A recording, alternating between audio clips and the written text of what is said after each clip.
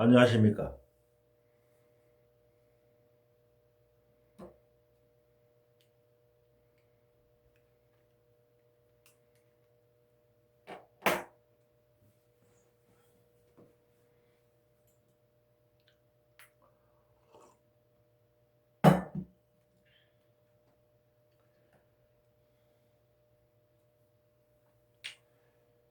오늘은 6월 5일이네요. 6월 3일, 2025년 6월 3일. 드디어 우리 존경하는 이재명 대통령이 탄생했습니다. 축하드립니다.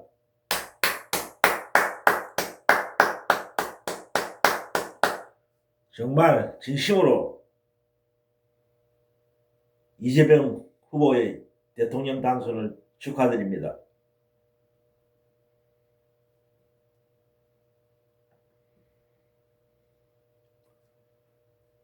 비록 50% 이상, 50 몇 프로, 56% 과반 이상의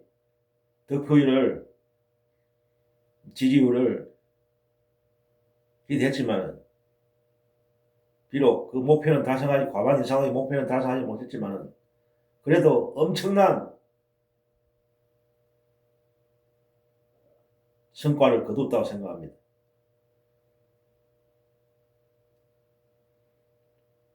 그건 최고 득표 1700만 표 이상의 국민들이 지지를 했습니다. 최고의 득표력을 자랑한 것입니다.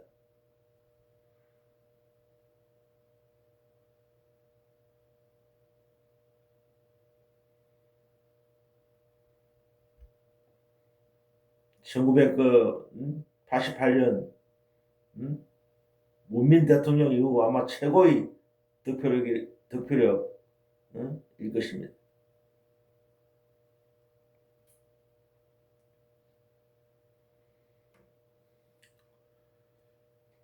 그렇게 학수고대하는 우리 이재명 후보가 대통령이 되었는데 참 기뻤고 진짜 즐거웠습니다. 6월 3일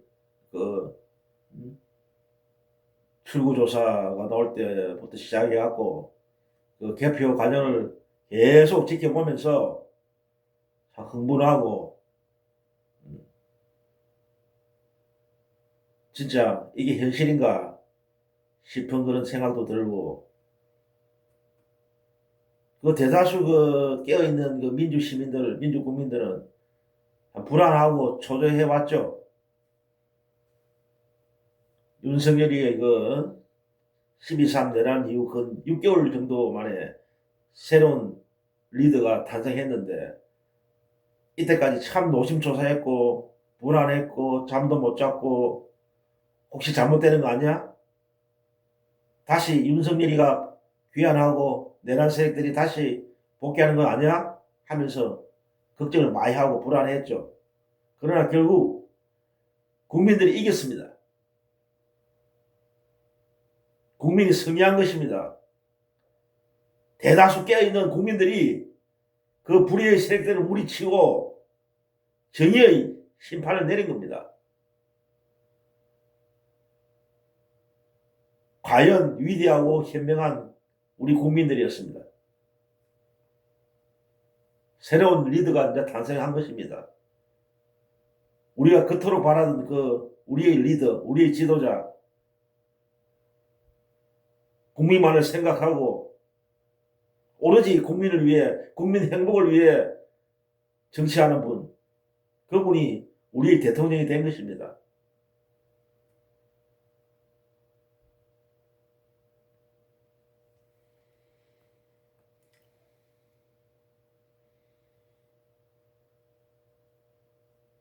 물론 이제 당선을 축하하고 그래 해야 되지만 이제 시작인 것입니다. 저 기득권 세력들이 계속 이재명 정부의 앞날을 방해하고 해방하고 성공하지 못하도록 공작을 하고 꼬투리 잡고 공격해야 될 것입니다. 그거는 얼마든지 예견할 수 있는 일이고, 그런 저들의 어떤 공작 방해도 얼마든지 이재명 대통령과 깨어있는 대다수 국민들이 합심하면은 깨부수고 나아갈 수 있다고 봅니다.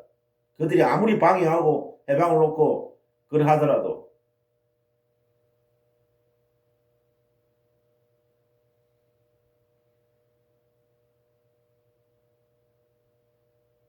이재명 대통령과 그 참모들, 그 민주당 의원들,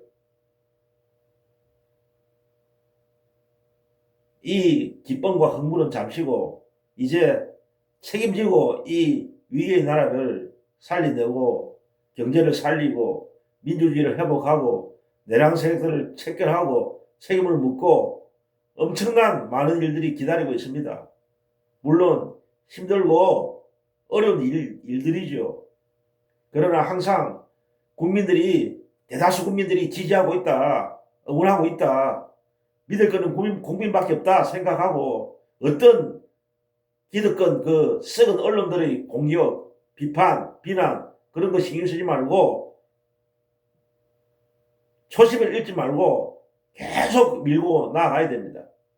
어떤 두려움도 가질 필요가 없어요. 뒤에는 든든한 국민들이 있으니까 국민만 믿고 가면 됩니다.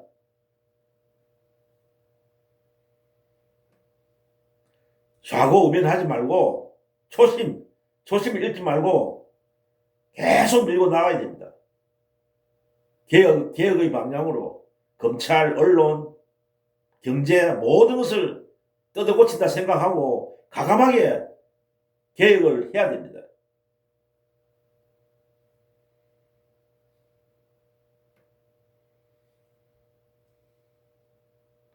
만약 이재명 정부가 잘못된 길로 나가면 과감하게 비판도 하고 지적하고, 그 비판적 지지가 필요합니다. 우리가 뽑았다고, 우리가 지지했다고 그냥 무조건 잘못된 길로 가더라도 그냥 눈 감고 지지하면 안 되는 것입니다. 항상 감시하고 견제하고, 잘하면 응원하고 못하면 지적하고 비판하고, 그래야 그게 진정한 지지를 하는 겁니다. 무조건 막 잘못된 것도 그냥 막 숭상하고 괜찮다, 그런 식으로 과거에 문재인 정권 때 하던 그런 지지 행태는 이제는 해서는 안 됩니다.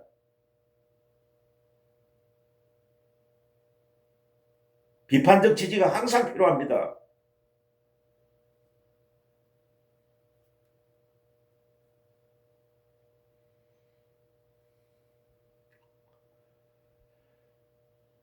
이제 역사를 돌이켜 보면은 그 민주 진영의 대통령이 김대중, 그 다음에 노무현, 문재인, 이재명,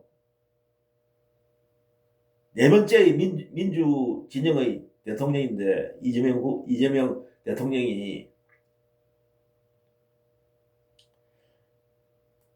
과거에 이제 참 제법 흘러간 옛날 이야기지만은 김대중 대통령이 대통령으로 그때 당선돼서 당시에 엄청나게 눈물이 많이 나오더라고요. 진짜 많이 눈물 흘렸어. 진짜 그때는 눈물이 펑펑 쏟아지더라고. 얼마나 그 당선을 김대중 후보가 그 당시 대통령 되는 것에 얼마나 그걸 학수고도 했기 때문에 막상 당선되니까 막 눈물이 억수로 나오더라고.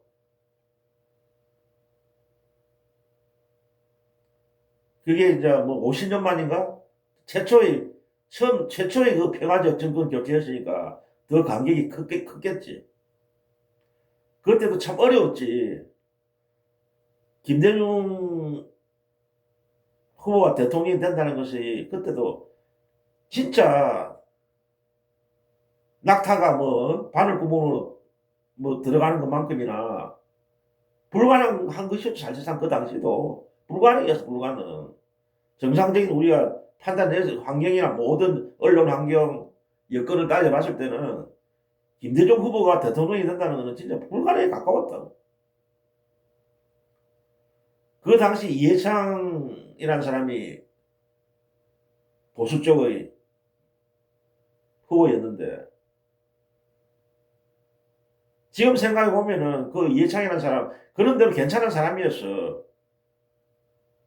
막강한 그 상대였다고. 여태까지 보수 쪽에 나온 후보 중에 아마 최고 괜찮았을 거야. 이해창이라는 사람이. 뭐 문제점도 있지만은 다른 뭐 이명박이니 뭐 박근혜니 에?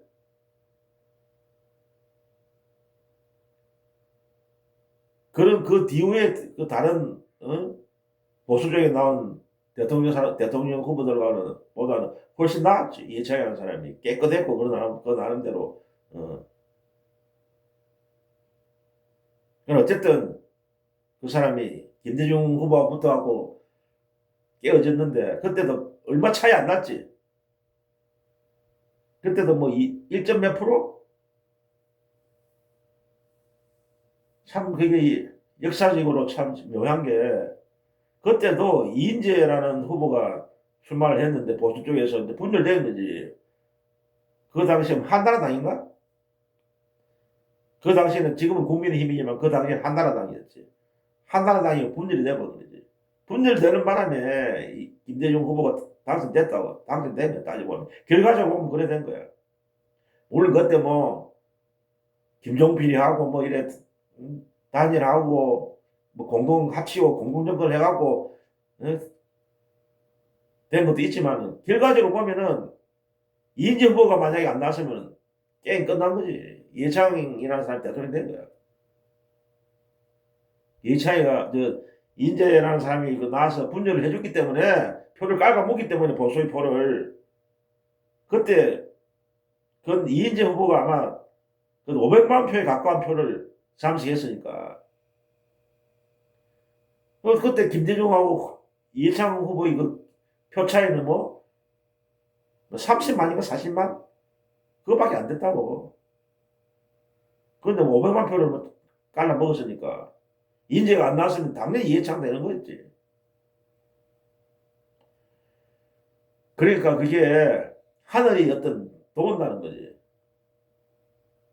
하늘이 김대중 후보를 도와준 거지. 쉽게 말하면. 민심이 움직여갖고 그렇게 만들어준 거야.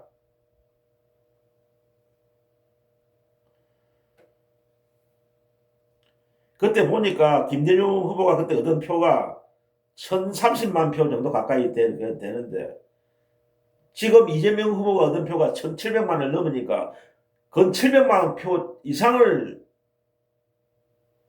이재명 후보가 획득한 거라니까. 엄청나게 그 상승한 거지.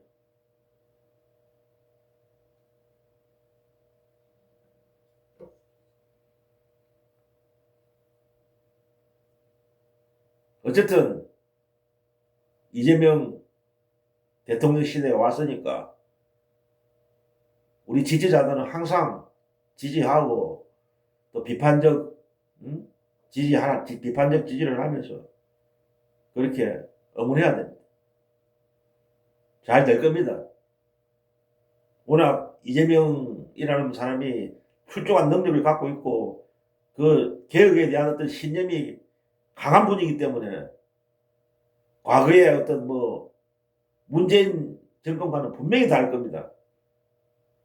문재인 정권은 솔직히 권력을 그렇게 줬는데도 촛불 정부의 어떤 촛불 정권이라면서 어떤 개혁도 못했지. 바보지 바보. 분명히 문재인 정권과는 다를 겁니다.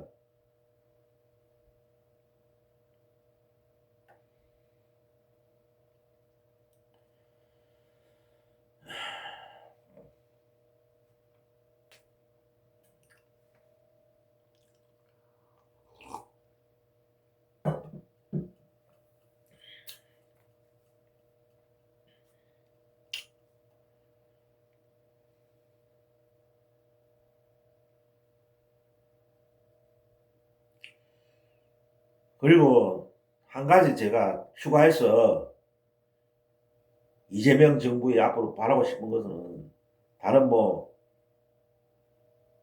다른 또 경제적인 문제라든지 뭐 다른 뭐 어떤 다른 분야는 또 다음에 차후 이야기하도록 하고 오늘은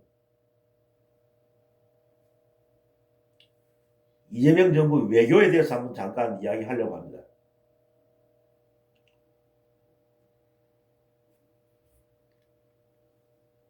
앞으로 이 이재명 정부도 외교적으로 할 소리 하는 우리 한반도의 그 근처에 있는 사강, 미국, 중국, 러시아, 일본 이 4대 강대국들한테 우리가 둘러싸여 있지만은 그 지정학적 위치가 있지만은 이제는 당당하게 그들과 맞서야 된다고 생각합니다. 외교적으로.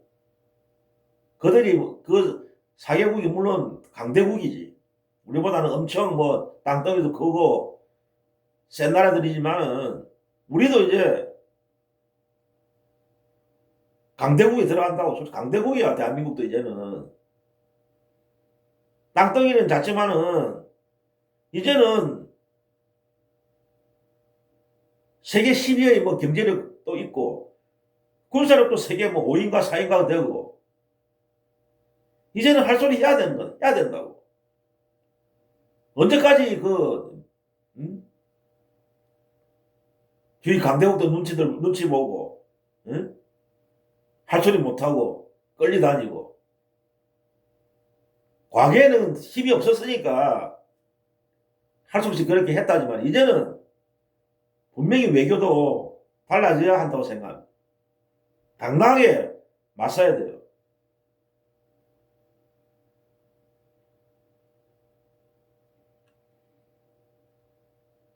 이재명 대통령이 항상 하시는 말씀이 외교에 대해서 국익 중심의 실용 외교를 하겠다. 핵심은 이재명 정부의 그 외교는 그렇게 말씀을 항상 하셔서 맞는 말이지. 극히 지당한 말이고 무조건 외교는 국익 중심이지. 국익 우선이지. 실용주의 외교. 맞는 말이고 지당한 말인데 특히 미국의 어떤 종속되어 있는 우리나라의 어떤 처지에 군사적으로도 그렇고 미국에도 이제 할 소리를 해야 된다고 봅니다. 과거 윤석열이처럼 막 미국이나 일본에 먼저 고개 숙이고 저자세로 들어가는 그런 외교 해갖고는 나라 망합니다. 윤석열 때는 얼마나 퍼줬어. 미국에도 퍼주고 일본에도 퍼주고 할 소리 제대로 못하고 질질 끌려다니고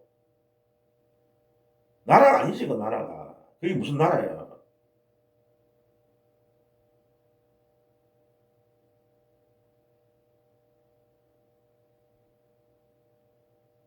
아무리 미국이란 나라가 힘이 세고 주한미군도 주둔하고 있고 그래서 뭐 안보적인 문제에서 미국을 소리할 수 없고 그렇다 치더라도 미국이 우리의 어떤 부당한 요구를 한다든지 우리 국익에 위배되는 행위를 요구한다든지 할 때는 가감히 뿌리치고 우리의 목소리를 내야 된다고 봅니다. 트럼프도 저거 나라를 위해서 일하듯이 저거 미국 중심의 국익을 펼치듯이 우리 역시도 우리 대한민국의 국익을 위해서 같이 싸워야 되는 거지. 무조건 일방적으로 미국 이야기만 들어주고 미국의 꼬봉이 되고 항상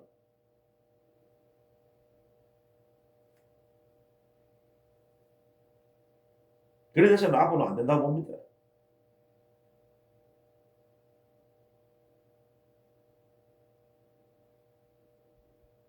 인간관계도 그렇더라고. 인간관계도 그렇잖아. 막 저자세로 나가고 막 빌빌 길고 할 소리 못하고 그런 사람은 더 깔본다고 사람 말 심성이.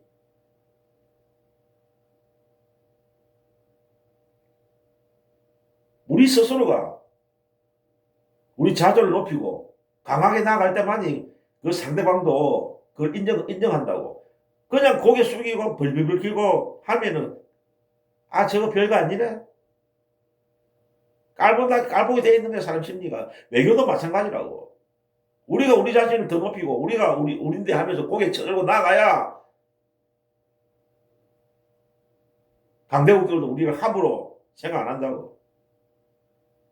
먼저 뭐 알고 뭐 벌벌벌 기니까 더 무시하는 거지.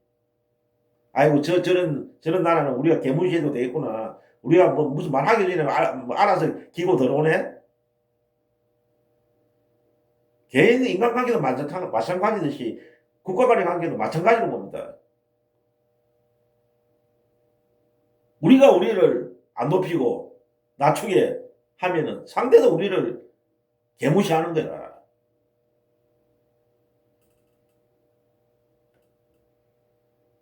이제는 국력도 그만큼 성장했고 할 수 있는 그런 처지가 됐다고. 대한민국도.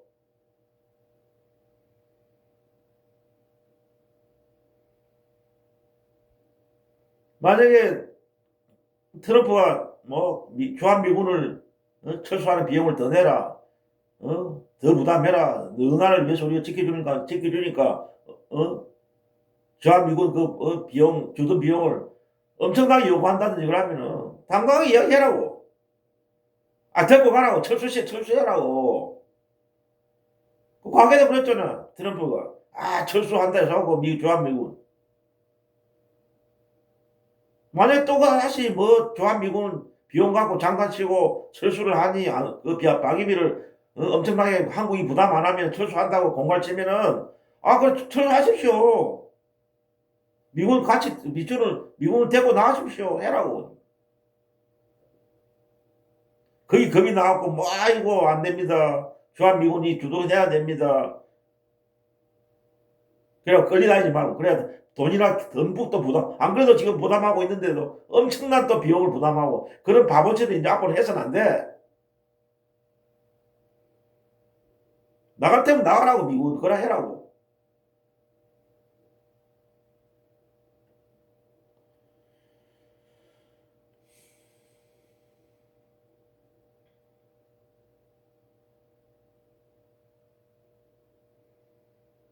그러니까 이재명 그 대통령이 항상 강조하시는 국익 중심, 실용. 그 실용 이꼴 국익이라고. 국익. 실용이 뭐냐? 이꼴 이익이야. 이익. 국가 이익이야. 실용 외교라는 국익 외교나 국익 외교고. 그 실용 외교는 결국 자주 외교고 당당한 외교고 똑같은 거야. 실용이나 자주나 응? 당당한 외교나 같은 이꼴에 이꼴. 그 실용이라는 말이 그 다 포함되는 거라고. 제가 볼 때는 짧은 소견이지만 그래야 우리나라도 이 건강한 나라가 되는 거지. 세계 무대에 나가서도 비굴하지 않고 건강하게 당당하게 다른 나라들하고 이 배타적으로 해라는 이야기 아니야. 무조건 뭐 개무시하고 다른 나라들 혼자 우리 혼자 놀자 그게 아니라니까. 우리 자체가 당당하게 주체를 세우고 자존을 세우고 그래 나갔을 때 다른 상대방 다른 외교 다른 나라들하고도 당당하게 서로 같이 어울릴 수 있다고. 당당하게 비굴하지 않게. 그래야 상대방들도 아 저 나라 참 괜찮다 인정하고 그래 되는 거지. 우리 스스로 비굴하게 고개 숙이고 들어가면 더 개무시하고 바로 안 보는 거지. 상대 국가에서도.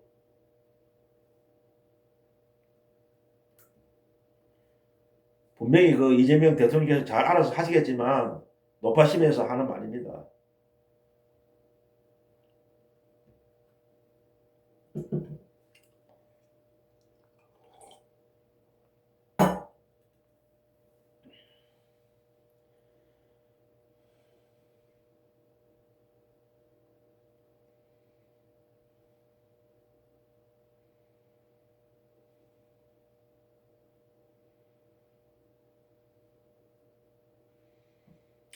그리고 이제 또 한 가지 말씀드릴 거는, 제가 유튜브를 하는 이유에 대해서 잠시 설명하겠습니다. 특히 정치 유튜브를 하게 된 경위에 대해서 잠시 설명하겠습니다. 제가 뭐 어떤 뭐 뛰어난 어떤 정치 비평의 어떤 전문가도 아니고, 전문적인 어떤 정치에 대한 어떤 식견도 있는 것도 아니고, 뭐 정치학과를 나온 사람도 아니고, 그냥 평범한 소시민입니다. 시중에 그냥 길거리에서 시장에서 보는 그런 평범한 사람 중에 한 사람이에요.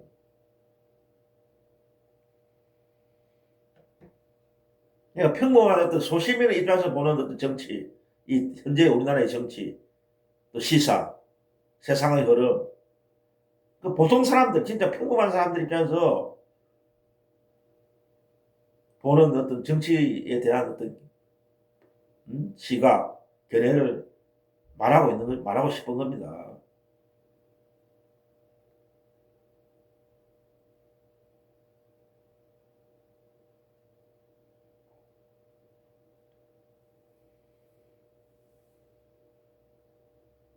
특히 이번에 갑자기 이렇게 유튜브를 하게 된 이유는, 아마 윤석열이 그 12.3 내란 때문에, 윤석열의 12.3 내란이 저를 유튜브를 하게 되게 만든, 촉발하게 된, 유튜브를 하게 된 이유입니다.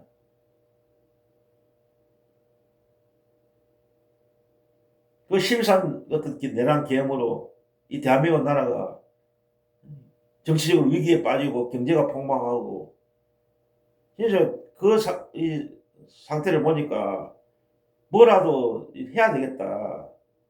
국민으로서 좀이라도 이 상황을, 위기를 타개하는데 좀이라도 도움을 주고 싶었다. 특히 내란 이후에 어떤 촛불 어떤 모임이라든지 그런 그걸 보면은 참 어린 20대, 30대, 10대까지도 나와서 특히 여성분들, 젊은 여성 청년들, 어린 여자분들이 나와갖고 촛불을 들고 어흥모를 들고 혹독한 겨울 추위에 맞서가면서, 특히 기세서 어문단 있죠, 기세서. 추운 겨울날 그걸 밤을 새가면서 쪼그리 앉아가지고 은박지를 둘러서 모습, 눈이 내리고 비바람이 폭풍 엄청난 바람이 막 몰아치는데도 24시간 야간에 그걸 덮어 쓰고 들들 떨면서 그런 모습을, 그렇게 투쟁하는 모습을 보면서 한 기성세대의 한 사람으로서 참 미안하고, 어떤 어린 여성들은 그렇게 이 나라의 민주화를 위해서, 민주주의를 위해서 자기 목숨을 바치는 거잖아. 죽을 수 있는 거지, 어려갖고. 죽음을 생각하면서, 죽을 수 있다는 생각까지 하면서 이 나라의 민주를 위해서 자기 몸 던진 거 아닙니까? 그걸 봤을 때 우리 기성세대의 한 사람으로 참 미안하고 죄송스럽더라고.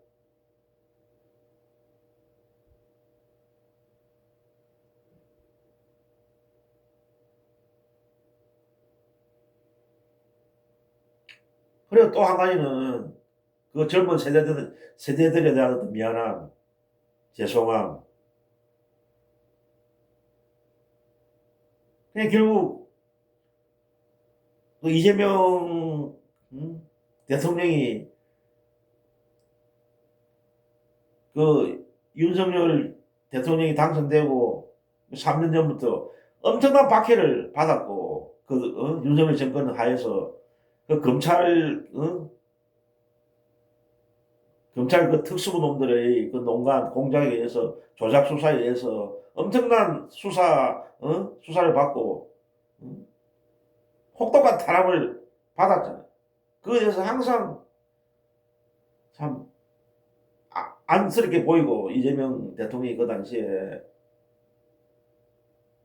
참 이 정권이 윤석열 이놈들 진짜 나쁜 놈들이구나.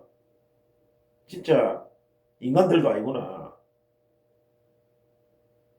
어떻게 자기 그 상대방의 라이벌이지, 정치적 라이벌이 자기를 대통령 당선됐는데 그 여당 대표인 그 사람을 그렇게 못 살게 굴고 어쨌든 제거시키려고 이때까지 그런 적이 없었어. 과거에 어떤 정권도 자기가 대통령이 됐는데 같이 라이벌로 맞섰던 상대방 라이벌 정치적 라이벌한테 그런 탄압을 한 사람이 없었다고 이때까지. 아무리 이명박도 그렇진 않았고 박근혜도 그렇진 않았어.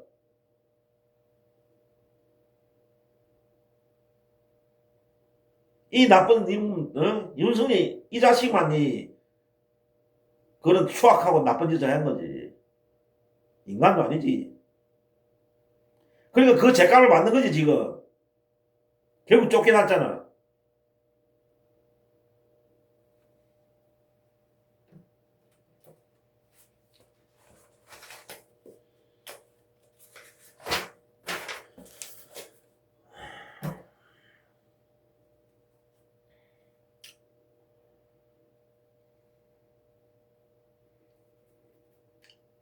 그러고 또 한 가지 말씀드릴 거는 아직 뭐 초보 유튜버라서 초보 정치 유튜버라서 엉성하고 부족한 점이 많을 겁니다. 널리 양해해 주시고 의비 봐주시기 바랍니다. 또 유튜브를 또 하게 된 이유가 정치 유튜브를 좀 한 이유가 그 이놈의 참 지역 감정 전라도 경상도의 어떤 그 지역 감정 특히 저는 경상도 출신으로서 항상 그 이때까지 그 참 문제다 싶은 생각을 이때까지 가져왔다고. 이 지역 감정을 해소 안 하면은 참 우리나라 정치 발전이 어렵다. 이 나라의 그 발전도 어렵다. 이 지역 감정이 나라를 망친다.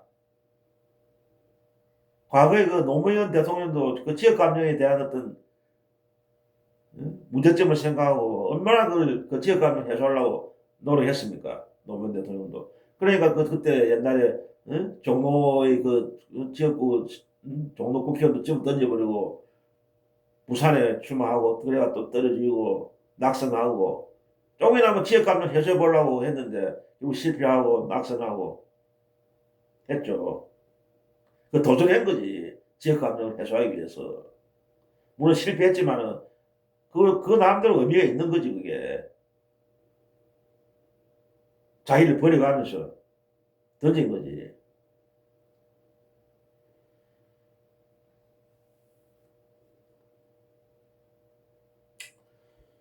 근데 이 지역 감정 문제를 어떤 사람들은 어떤 식으로 이야기하냐면은 뭐 당연한 거다. 뭐 있을 수 있는 거다. 다른 나라에도 뭐 지역 감정이 있다면서. 응? 뭐 다른 나라 경우는 잘 모르겠고 제가 볼 때는 그러나 우리나라의 이 지역 감정은 진짜 문제가 많다.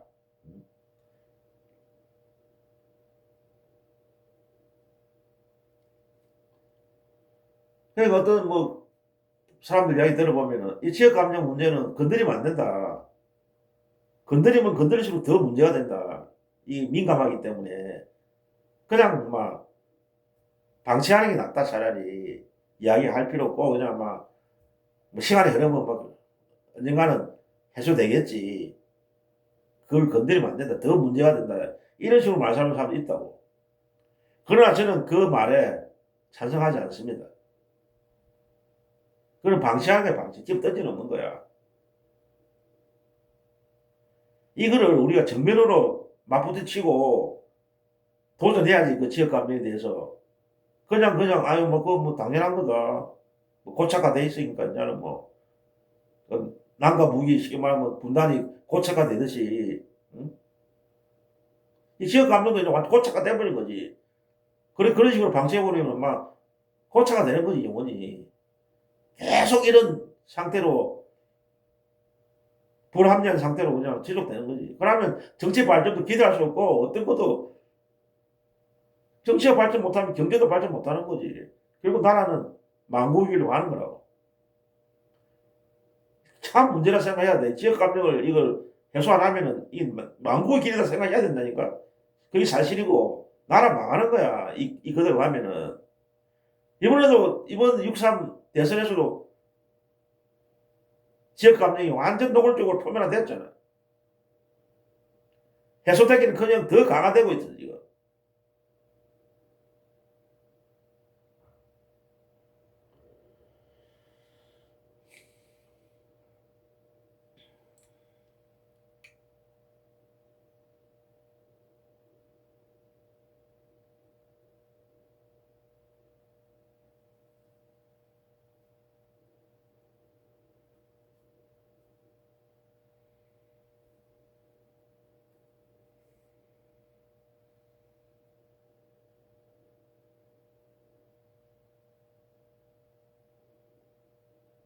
저는 이렇게 생각합니다. 지역 감정에 대해서.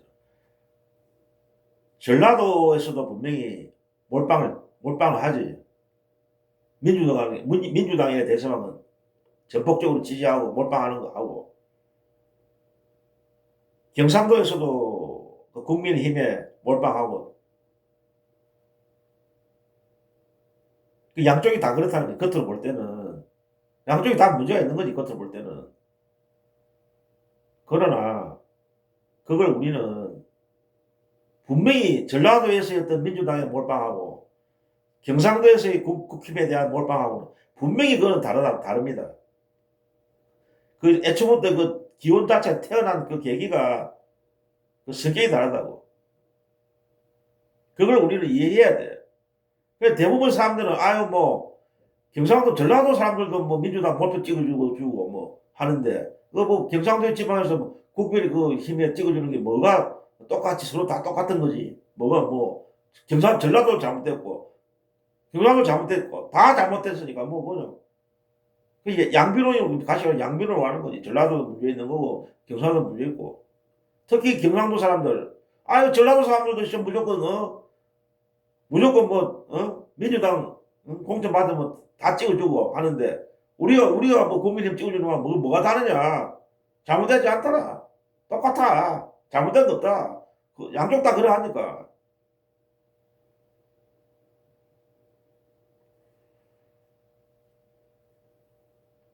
전라도의 그 민주당 몰빵은 우리가 광주로 박정희 때부터 그게 시작된 거라고. 박정희 대통령 때부터 김대중 김대중과 박정희가 그 당시에 맞붙었을 때, 대선에서 맞붙었을 때, 그때부터 지역 감정이, 그전에 지역 감정이 없었다고.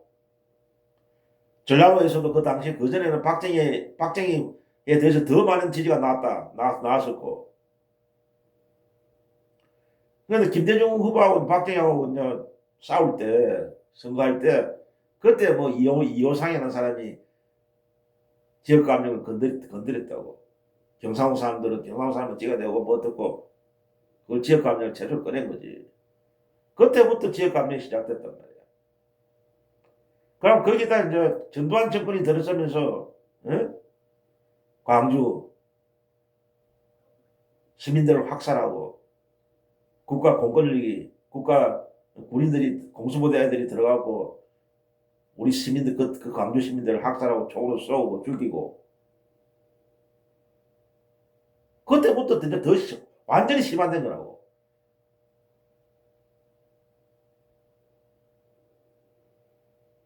이 전라도 사람들이 어떤 지역 감정이 그렇게 생긴 어떤 그 감정은 엄청나게 오래됐고, 그 박정희 때부터 시작됐고, 박정희의 어떤 경제 정책, 지역 차별 정책, 전라도는 좀 경제적으로 발전 안 시키고, 경상도 이쪽만 좀 산업화 시키고, 그래서 전라도 사람들은 뿔뿔이 다 흩어지고, 먹고 살 게 없으니까, 뭐 공장도 없고, 뭐 생산 시설도 없고 하니까, 다 그 타지로 가야 먹고 사는 거지.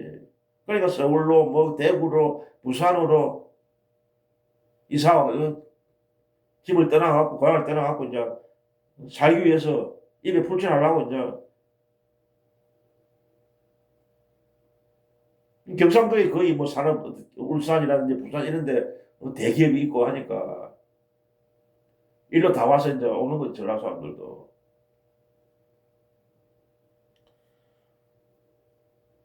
그러니까 여기서 제가 뭐 가해자, 뭐 경상도 사람들은 가해자다, 전라도 사람들은 피해자다, 이런 단순화가 아니고 그걸 이해해야 된다고. 전라도에서 전라도 사람들이 민주당을 찍는 거는 그런 어떤 기원이 그 이유가 있는 거지. 나름대로 이해할 수 있는 거지. 그만큼 그 사람 당했기 때문에 역으로 생각해. 역지사지라는 말이 있잖아. 만약 대구에서 강주 사건, 강주 어떤 그런 강주 학살이처럼 대구에서 그런 일이 있었다고 생각해봐. 대구 사람들은 안 그러겠어? 됐으면 됐지. 그걸 우리가 알고 그걸 이해해주고 서로 화해하고 감사주고 참여하고 이렇게 나와야 되는데 이제 그게 뭐 완전 고착화 돼버렸어. 당연한 듯이 이제는 뭐 대구 사람들은 당연히 뭐 국민의힘 찍는 게 당연히 해버리게 돼보고 그 문제를 지적한 사람도 없고 그냥 앞으로는 제 생각은 그래요. 제가 이렇게 유튜브를 하는 이유가 내가 경상도 출신이기 때문에 경상도 사람들 그거 분명히 잘못됐다. 전라도 사람들 핑계 대지 말고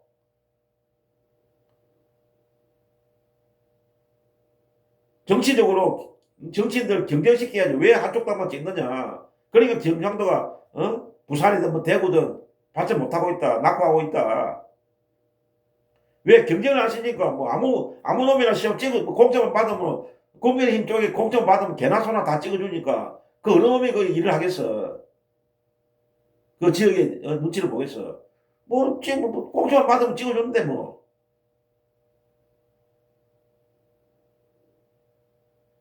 그런 식으로 자꾸 이야기를 해야 돼.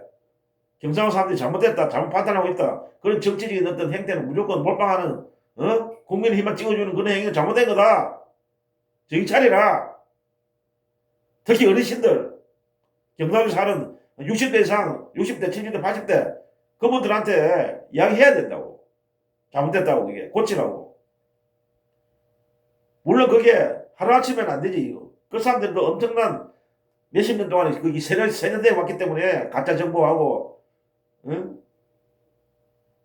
가짜 언론 때문에 그 어떤 가짜 뉴스에 세뇌돼 갖고 그렇게 하고 있는데 그게 단박에 그게 해소는 안 되지만 자꾸 이야기를 해줘야 돼. 이렇게 하면 안 된다. 저렇게 하면 된다. 문제점이 있다. 노예다, 노예. 무조건 찍어주는 그 행위 자체는 당신들 스스로가 국민의힘 인간 쓰레기 같은 분들한테, 그 사기꾼들한테 노예가 되는 겁니다. 스스로 자찰한 거다.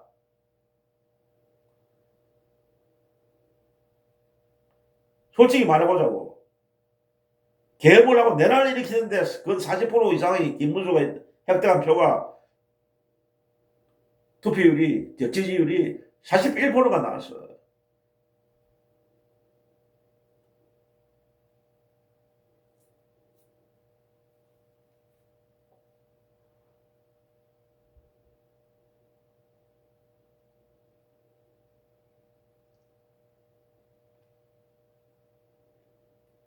엄청난 사람들이 지지한 거지. 이재명 후보가 받은 표가 1,700만 넘고, 김문수가 받은 표가 뭐, 1,400?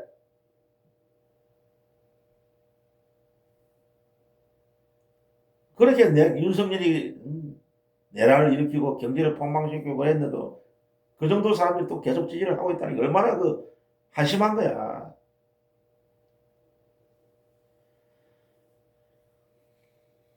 그 정도로 또 40% 이상이 계엄을 때려도 개판을 치도 지지한다는 거는 언론들이 그 농간 썩은 언론들 조중동이라든지 기존 그 썩은 우리나라의 언론이 장난을 친 거지 또.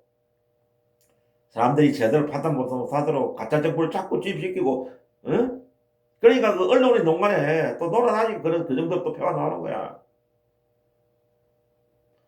그러니까 이게 단박에 해결 안 되고 되지만 안 되지만은 그렇더라도 이걸 분명히 문제점이 있다면 인식하고 해소해야 된다고 생각하고 계속 그 벽을 깨 부숴야 된다고 생각해. 그래서 자꾸 망치질 해야 돼. 그 지역 감정에는 크대한 그 벽이 있으면 그걸 깨기 위해서는 망치질도 하고 도끼질도 하고 그래야 깨진다고 언젠가는. 그냥 방치한다고 해서 방치하면 방치할수록 그건 더 확보해야 되고 그 지역 감정 고차가 되는 거라. 사실상 그래 앞으로 그런 식으로 자꾸 하면 이제는 사실상 다른 나라하고 다 똑같아. 경상도는 경상도대로, 전라도는 지금도 동서로 딱 갈려 있잖아. 동서로 남북으로는 분단돼 있고 동서로 쫙 갈리고 남쪽은 또 동서로 분단돼 있고. 사실상 이 대한민국이라는 나라가 동서로 분단돼 있는 거 마찬가지야 지금. 사실상은 정치적으로는 이거 해소 안 하면은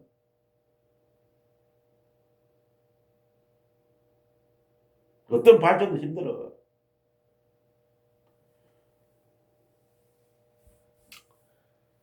어쨌든 오늘 여기까지만 하고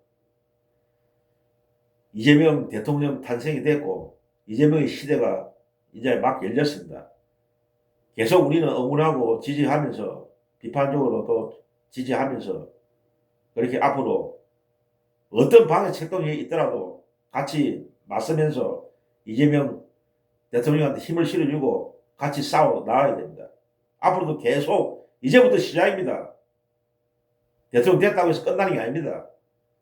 대통령 5년을 성공적으로 수행할 수 있도록 우리 지지자들이 힘을 계속 실어야 됩니다. 감시하고.